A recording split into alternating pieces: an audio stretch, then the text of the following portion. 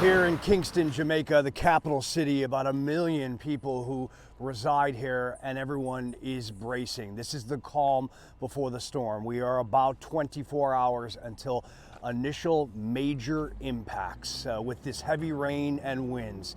This track is tricky. It depends on where the landfall occurs, how west or how east it is to the capital city of Kingston.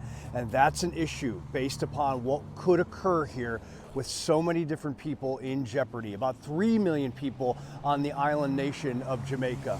And everyone in the past 24 hours has realized the severity of what is ahead on this storm. Jamaica, of course, everybody knows we have a history. We had Gilbert 37 years ago. And now we're having our first major hurricane since then. The government is very prepared. However, the infrastructure may just not be as ready. So we're busy cleaning up the drains. We're busy getting the homeless off the street.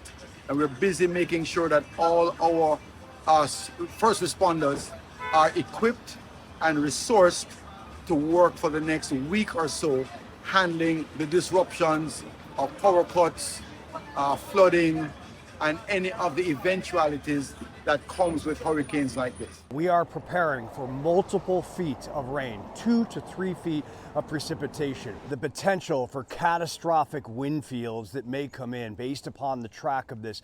I mean, we're looking at maybe wind gusts over 150 miles an hour that could decimate structures here in Kingston and other areas. We are looking on significant damage if this continues along this current trajectory.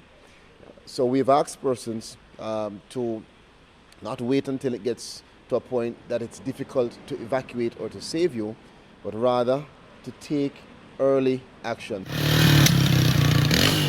And traversing the city of Kingston, so many people preparing and getting last minute goods. Stores have closed already, shelves have been emptied, and in some of the communities and the neighborhoods, there is a nervous feeling as to what is headed here. Hurricane Melissa is a monster, and government officials know that.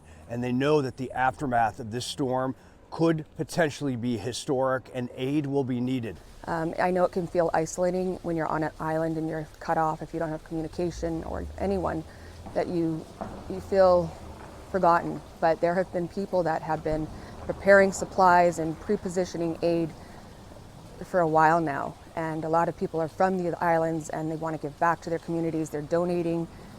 Our warehouse in Miami has been sending pallets nonstop since Beryl, and will continue to do that throughout the Caribbean region. It's not just supplies, it's hope in the box, and knowing that we're going to be here for the long term as long as it takes. But the problem with all of this is will the airports be functional?